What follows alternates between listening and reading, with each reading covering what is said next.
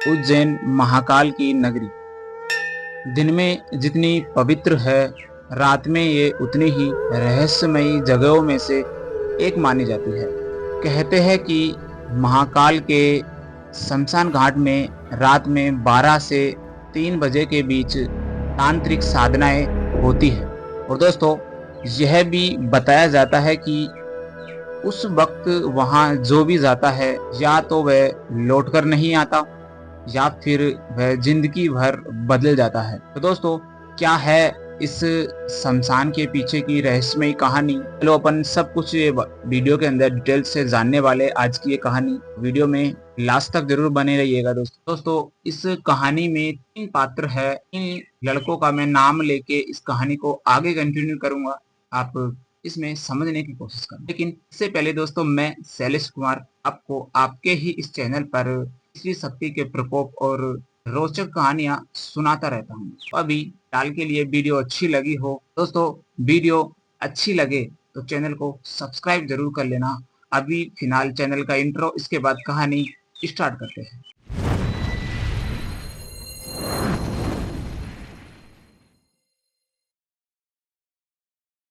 उन 3 पात्रों में से दोस्तों पहला है रमेश, जो उज्जैन नगर का एक स्थानीय लड़का है, यानी कि वो वहीं रहता है। दूसरा है दोस्तों शंकर, जो रमेश का दोस्त है, मंदिर में काम किया करता है।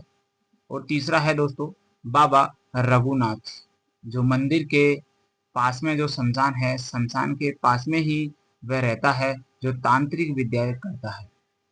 तो ये तीनों पात्र है, इनके ऊपर ये कहानी है दोस्तों। कहानी को कंटिन्यू करता हूँ दोस्तों। रमेश और शंकर दोनों दोस्त घाट के पास में बैठे बैठे बातचीत कर रहे होते हैं। तभी दोस्तों रमेश कहता है कि अरे सुना है यार यहाँ पे। तभी रमेश कहता है कि अरे यार सुना है कि रात में यहाँ पे भूत प्रेतों का मेला लगता है। तो ये बातें सुनता है और वो हंसी मजाक करता है, मतलब हंसकर बोलता है कि पागल है यार, ये सब कुछ एक डराने वाली बातें होती है, ऐसा कुछ नहीं होता।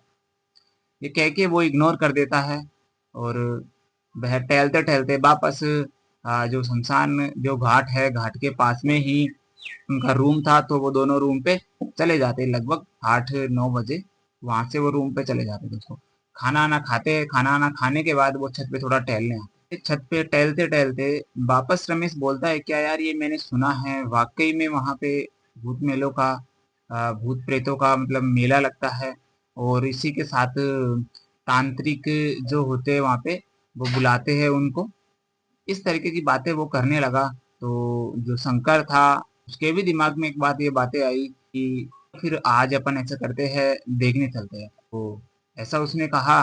तो रात में करीबन 11:50-55 का टाइम हो रहा था। टहल के वजह से उनको नींद नहीं आ रही थी, तो वो छुपके से उस शमशान घाट में चले गए दोस्तों। अब दोस्तों जैसे ही वो शमशान में पहुंचते हैं, तो कुत्ते जोर जोर से भौंक रहे होते हैं और ठंडी ठंडी हवाएं चल रही होती है।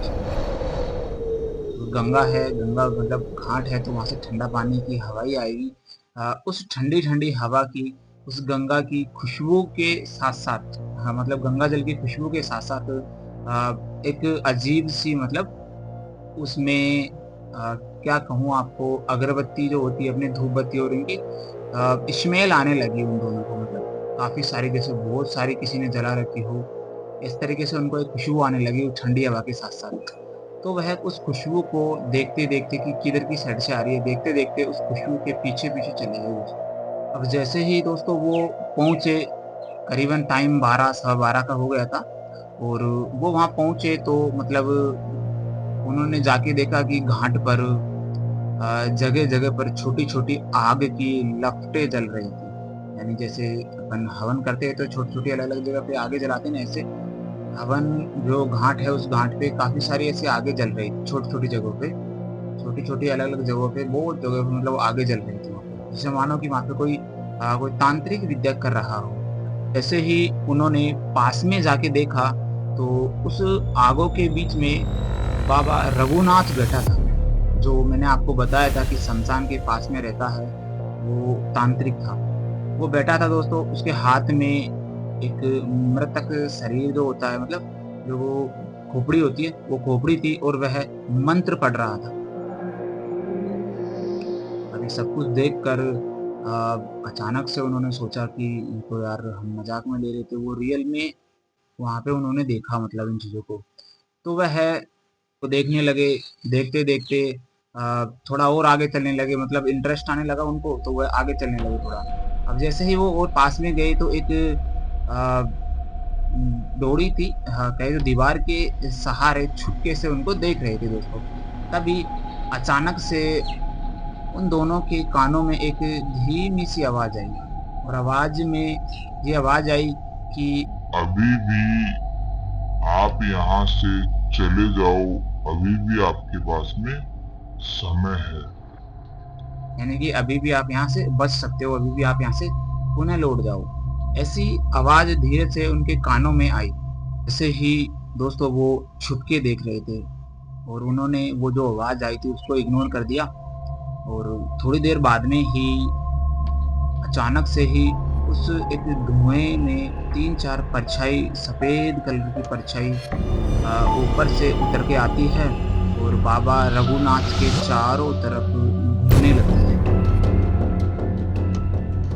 ये देखकर उनकी आंखें फटी की फटी रह जाती है, और वह रमेश शंकर से बोलने लगता है कि मैंने तेरे को देख कहा था ना, यहाँ पर आ, आत्माएं आती है, भूतों का मेला भरता है, लेकिन तू नहीं मानता था। तू देख अपनी आंखों से। अब जैसे ही उसने देखा, रमेश पीछे था, शंकर आगे था, छुप के देख रहे थे दोनों, मतलब पीछे से कंधे पे हाथ रख के अपन देखते किसी चीज को छुप के ऐसे देख रहे थे। अब जैसे ही वो आत्माएं उन्होंने देखी, तो उसमें से मतलब जो बाबा रघुनाथ था, और दोस्तों वो बाबा जो रघुनाथ है वो जोर से चिल्लाता है, उन आत्माओं से बोलता है कि महाकाल के आदेश से तुम यहीं बंधे रहो। ऐसा वो उन आत्माओं को, और ये सारी बातें, ये सारी जो कहे तो प्रक्रिया थी, ये सब कुछ वो रमेश और शंकर छुप के देख रहे थे। वो पहले ही वार्निंग दे दी गई थी, लेकिन उन्होंने इसको अनसुना कर दिया था, नजरअंदाज कर दिया था। लेकिन इसकी जो घटना थी वो बहुत ही भयानक होने वाली थी दोस्तों। रमेश जैसे ही डरता है, तो डर कर शंकर का हाथ पकड़ लेता है। अब जैसे ही दोस्तों वह शंकर का हाथ पकड़ता है, तो शंकर की आंखें उलट जाती है, यानी कि उलट पलट हो जाती है उसकी आंखें, एकदम जैसे ऊपर नीचे होती है ना, ऐसे लगे जैसे उसके अंदर, मानो कि ऐसा लग रहा हो उसके अंदर कोई आ, अचानक से असर हो गया हो उसके अंदर, ऐसा उसे फील होने लगा दोस्तों। अब जैसे ही शंकर अपना सिर घुमाकर रमेश की ओर देखता है, ऐसे पीछे देखता है, तो उसकी आंखें रमेश देखकर डर जाता है दोस्तों। अब दोस्तों रमेश जो होता है, वह शंकर की ऐसी आंखों को देखकर वह डर कर घाट से बाहर की ओर, गांव की ओर भागने लगता है। अब जैसे ही दोस्तों वो भागता है अकेला ही, और घाट से बाहर निकलते ही उसे आ, अजीब सी आवाज सुनाई देती है, और मानो कि उसे ऐसा लग रहा हो कि रमेश ही बोल रहा हो। रमेश की आवाज में एक आवाज आती है कि शंकर, यहाँ से भाग जाओ और पीछे मुड़ के मत देखना, वरना तू भी हमेशा के लिए यहीं पर रह जाएगा। अब जैसे ही आ, शंकर ये आवाज सुनता है, तो वह एकदम रुक जाता है, और वह धीरे धीरे मुड़कर पीछे देखता है। जैसे ही वह पीछे मुड़कर देखता है, तो वहां पर शंकर नहीं खड़ा होता है। राख से बनी हुई एक मिट्टी जो अर्थी होती है, आपको पता है कि वैसे दोस्तों शमशान में मुर्दा जलने के बाद में जो अर्थी होती है, जो राख से उसको मतलब अच्छे से जमा के रख के आते हैं, सेम ऐसी एक अर्थी थी, और उसमें से दो आंखें जैसी दिख रही थी, एकदम बिल्कुल लाल अंगारा की तरह, और कुछ नहीं दिखा उसमें। यह देखकर रमेश जो था वह डर जाता है और वहां से भाग जाता है। यह बात वह जाके सुबह जहाँ वो रहते थे मकान मालिक के तो पास वहां जाके बताता है उनको। तो फिर उसके बाद में शंकर जो है उनके घर वाले आते हैं। तो जाके उसके बाद में ये सब चीजों के बारे में पता चलता है। तो खैर देखो पहले ही उन्हें वार्निंग दे दी गई थी तो अब होने वाला तो कुछ नहीं था। जो गया वो वापस नहीं आ सकता था। लेकिन बात ये थी कि इसके बाद में से वहां पर लोगों ने उस गांव के स्थानीय लोगों ने वहां पे आना जाना रात में बिल्कुल बंद कर दिया। और यहाँ पर ये कहानी कैसी आपको लगी ये मैं नहीं पूछूंगा दोस्तों। लेकिन अगर आप भी कभी उज्जैन जाते हो तो दोस्तों रात के समय में अगर आप वहां रुकते हो तो शमशान में सफर करने कभी भी मत जाना। नहीं तो जो घटना इन शंकर और रमेश के साथ हुई थी ये आपके भी साथ हो सकती है। हर चीजों का एक समय होता है। दिन में आप अच्छे से घूमो लेकिन रात के समय दोस्तों क्योंकि स्टार्टिंग में ही मैंने बताया था कि यह उज्जैन एक नगरी जितने दिन में पवित्र नगरी है रात में ये उतनी ही रहस्यमयी नगरी के नाम से भी जानी जाती है। तो दोस्तों मैं आपको इस कहानी में अलविदा लेता हूँ। ऐसी एक और नई कहानी के साथ आपको मिलता हूँ। अगर दोस्तों कहानी आपको अच्छी लगी हो तो चैनल को सब्सक्राइब करना वीडियो को लाइक जरूर करना दोस्तों। और आपके दोस्तों तक ज़रूर इस वीडियो को शेयर करना ताकि कोई भी आपके दोस्त यार पड़ोसी अ, रिश्तेदार कोई भी वहां जाए तो उनको इस चीज़ के बारे में ज़रूर पता हो। तब तक के लिए दोस्तों खुश रहिएगा और हर हर महादेव बोलिएगा।